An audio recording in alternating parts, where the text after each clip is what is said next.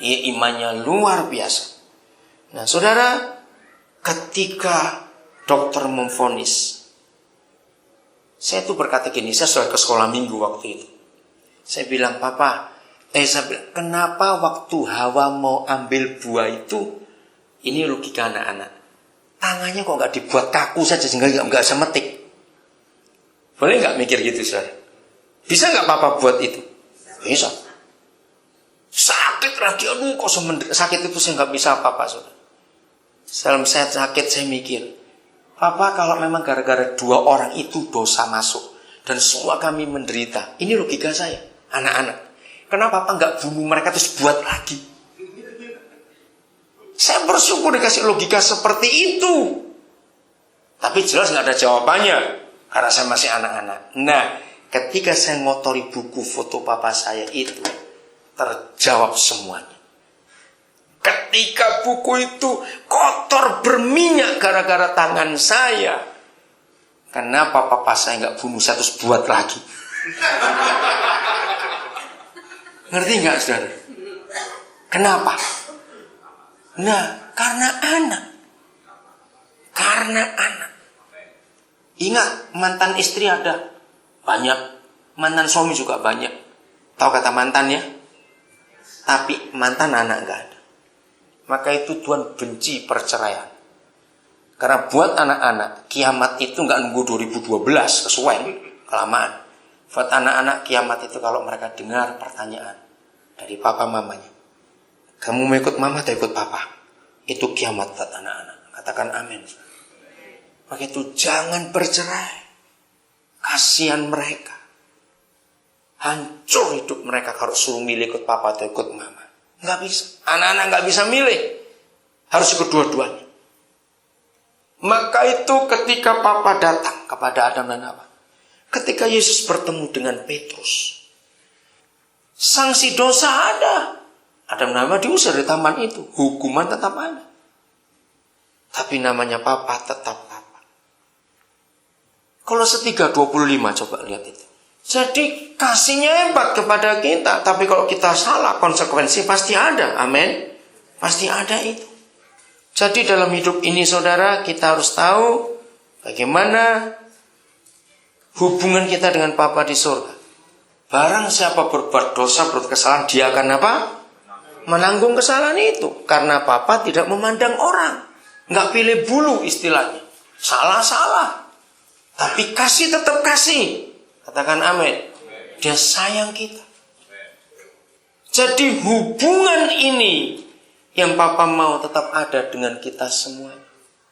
Saya tanya kepada saudara, kalau hari itu Yudas balik kepada Yesus, diampuni gak? Pasti diampuni. Saya tanya lebih jauh.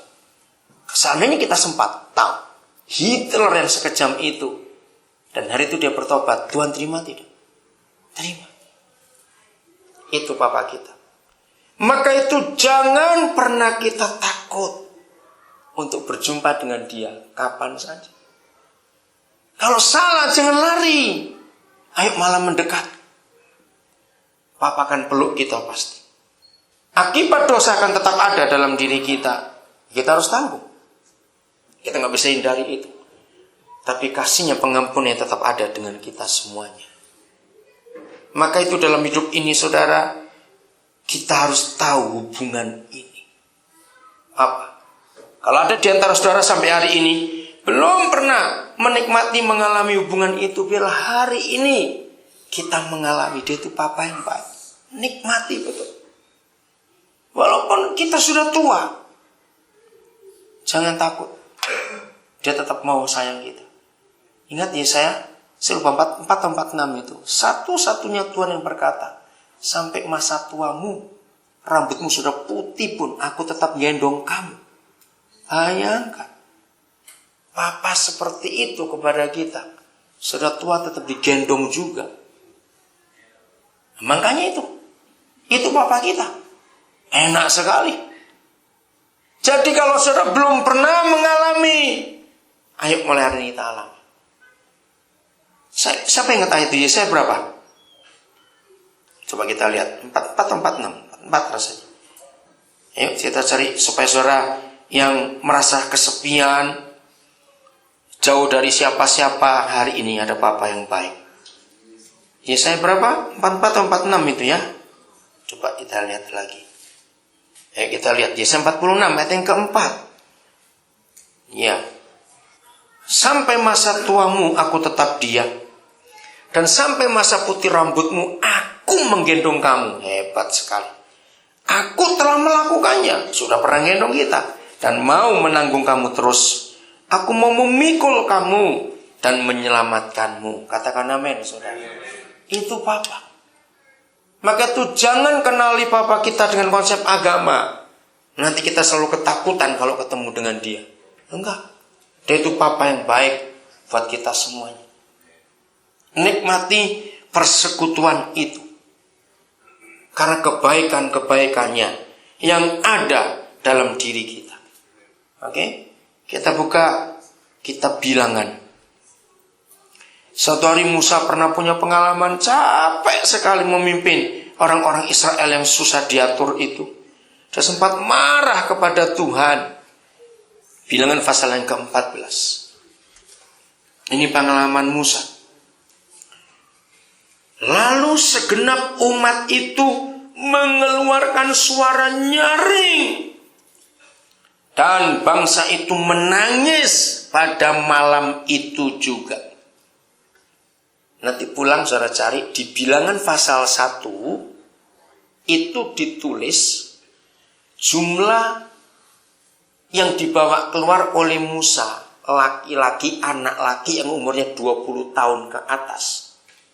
Itu jumlahnya 600.000 sekian. Coba. Kalau jumlah anak laki-lakinya 600.000 sekian. Israel itu anaknya banyak. Enggak pernah 5. Di atas 5 anaknya Israel itu. Nah kalau yang laki aja sampai 600-an ribu. Kira-kira saudara perempuannya ada berapa? Samakan juga. Atau 500.000. Nah. Kalau anak-anak saja 1 juta lebih jumlahnya. Papa mamanya kira-kira berapa?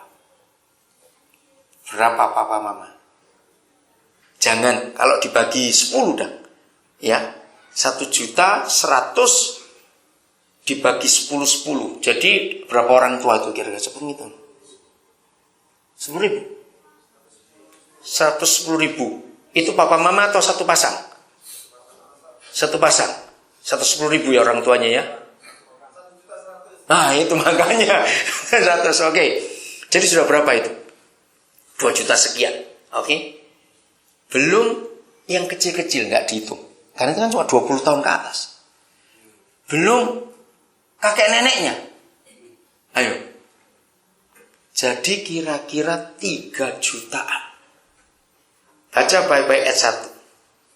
3 juta malam-malam nangis bareng. Kalau kur bagus. Paduan suara. Bayangkan ayat ini sudah. Ayo, siapa pernah punya anak rewel malam 2 jam. Jangan luar biasa. Ini 3 juta nangis bareng. Minta daging. Minta roti. Bosan mana? Kalau Musa darah tinggi langsung stroke. Loh betul. Apa enggak stres ditangisi 3 juta orang minta makan semua ini loh. Suara kalau bacakan luar biasa. Ayat 2. Bersungut-sungutlah semua orang Israel kepada Musa dan Harun. Dan segenap umat itu berkata kepada mereka, sekiranya kami mati di tanah Mesir atau di padang gurun ini. Nah, kurang ajar enggak? Mereka yang teriak-teriak untuk dibebaskan dari perbudakan. Sudah bebas bilang lebih enak mati di Mesir. Kan kurang ajar betul. Enggak tahu diri orang-orang ini. Mengapa Yahweh membawa kami ke negeri ini? Supaya kami tewas oleh pedang? Istri serta anak-anak kami menjadi tawanan? Kembali mereka ngomel. Bukankah lebih baik kami pulang ke Mesir?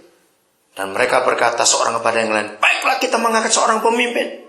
Lalu pulang ke Mesir. Di pasal 13, pasal 15 orang. Mereka minta ini. Musa bingung. Bagaimana menghadapi mereka itu?